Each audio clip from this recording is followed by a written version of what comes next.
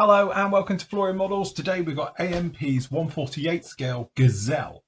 Now, if you don't know the Gazelle, probably you haven't been in the UK, things like that. It has been used pretty much around the world, very much a light observation, light attack helicopter used in the training roles. Down in here, we've got it in the Shark scheme, which was a helicopter display team down here in the southwest, RAF Coldrose, which isn't too far from here at all, from back in the day. I'm a real fan of this helicopter, and it's one of those ones that's just overlooked at every opportunity. So it's nice that AMP have actually brought one out. And we've been looking at some AMP kits recently, and they are really, really nice. So I thought, right, I'm going to get this one because I plan on building it in the future. So I thought we'd have a look at a little bit of a kit review on this one. So on the old box art, really nice one down in there in the Sharks. Down in that one. So I assume that one is from down in Coldrose. It looks like it, looking at the scenery in the background as well. All right, so if we have a run around on the box, you've got the usual bits of blurb. Kit number for this one's 48020. We can see down in here, we've got some of the other bits and pieces that they do as well. That's a weird one, flying crane. All right, and again, Husky, vulnerable Husky. All right, down in there as well. So as you can see, we've got the marking options down in this one as well. So again, we've got an Australian one. Oh, we do have the Sharks one with the different tails on. So we've got the black tails and the other ones as well. Colour call-outs down in there as well, right the way through. Okay, so in the box, we are greeted by the single pull-out, which is fair enough. Stands up. And then in the bag, as you can see, we've got a little bit of colour 3D printed, or resin parts, or both in this case. All right, on the actual frame as well. And we've got the kit parts as well. So we've just got 4 screws. And again, you can probably see it's not the biggest helicopter in the world when you see it like this. To be honest, it's all glass at the front. All right, so we'll look at that in a moment. But first of all, we'll start in the old instructions as always. So down on this one, you can see we've got some nice details down in here. We've got 3D decals, which I'll have to have a look for those. I didn't even notice those. All right, so perhaps they might be optional because I can't actually see those, but we'll look for those in a moment. All right, so we've got the decal sheet, we've got the resin parts as well down in there, and then obviously up in here. So cockpit itself, got your colour callouts, the 3D decals being fitted onto this one. Oh, it has got 3D decals, I've just spotted them.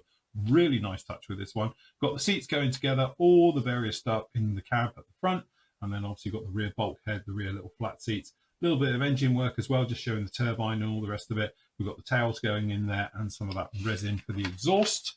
All right, then we've got the sort of midsection as well of the actual cabin itself, the floor going into it, a little bit of a bulkhead at the front, a few little parts being fitted down to here, bottom of the tail, things like that being fitted into there.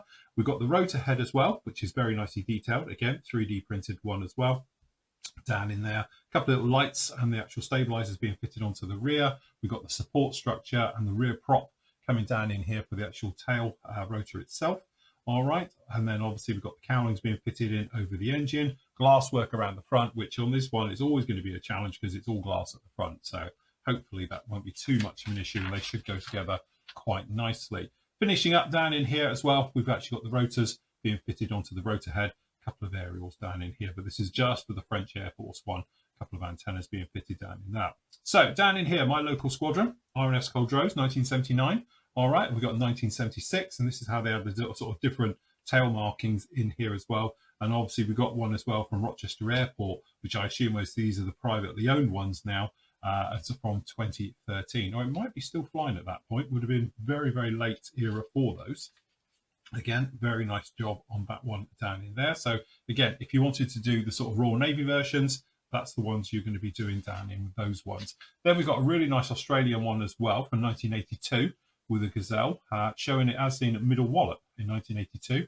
So which is down, you know, not too far from here either. All right, down here in the south.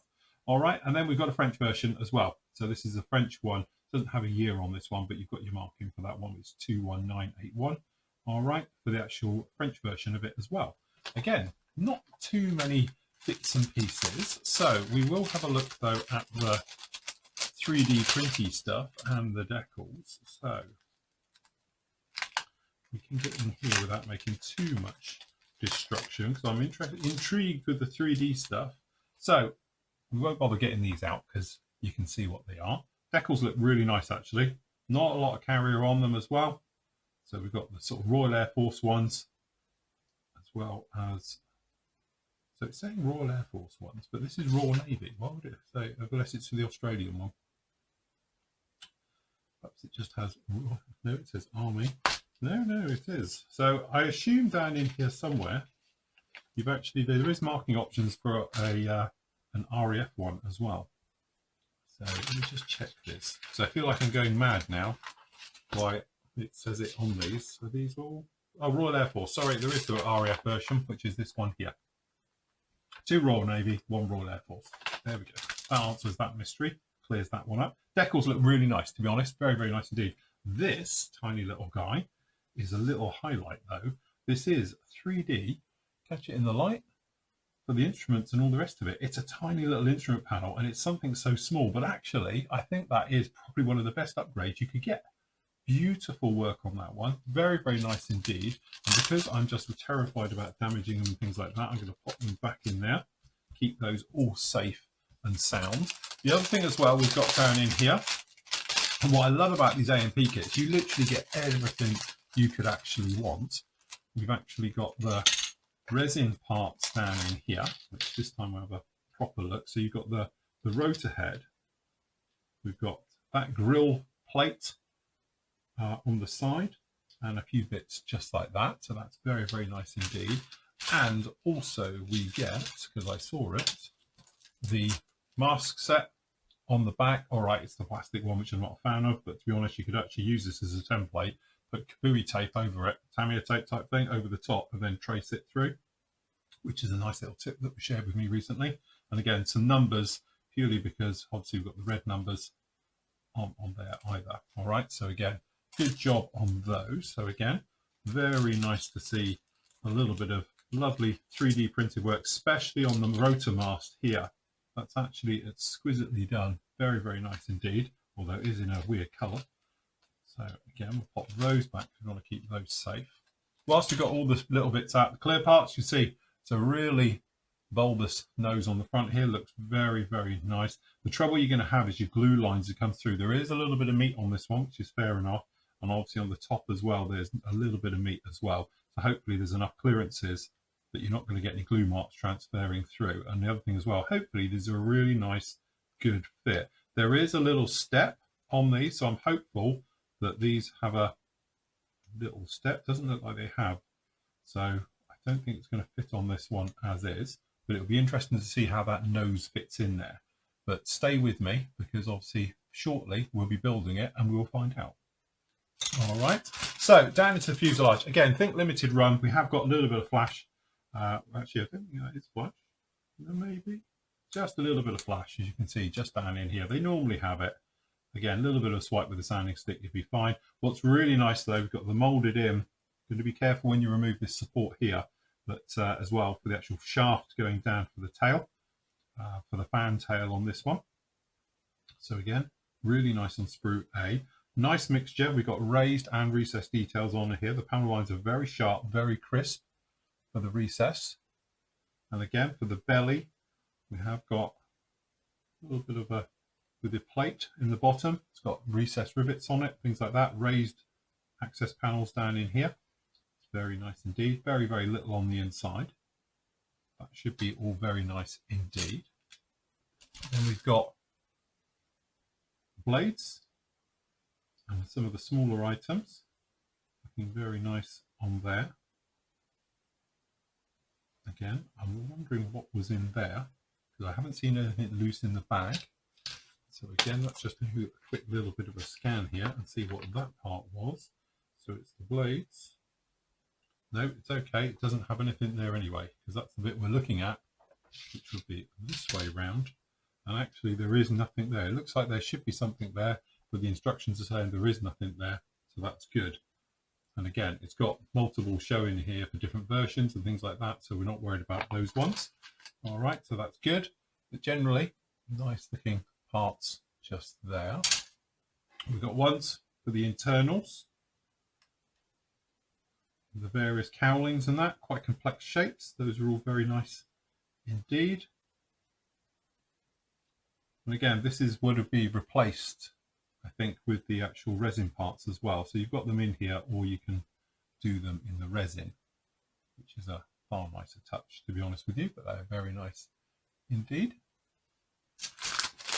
And last up, we've got the seats, the bulkheads, the various areas down in here.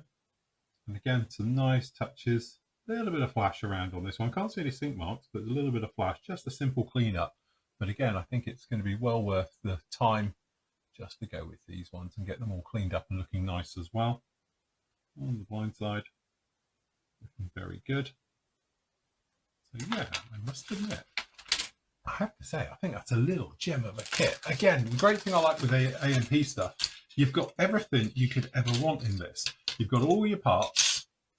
You've got a gorgeous little bit of resin to go down in there as well. We've got a 3D printed, really nice raised textures and all the rest of it for the instrument panel. And to be honest with you, on something like this, with all this glasswork at the front, you can see it. The only thing it hasn't got is any harnesses or anything on the seats and things like that. So a little bit of scratch building down in there is going to have to take care of that. The decals look very nice as well. The instructions are simple and easy to follow. And you've got some nice options in with this one as well. You've got one RAF, you've got two Navy, Royal Navy.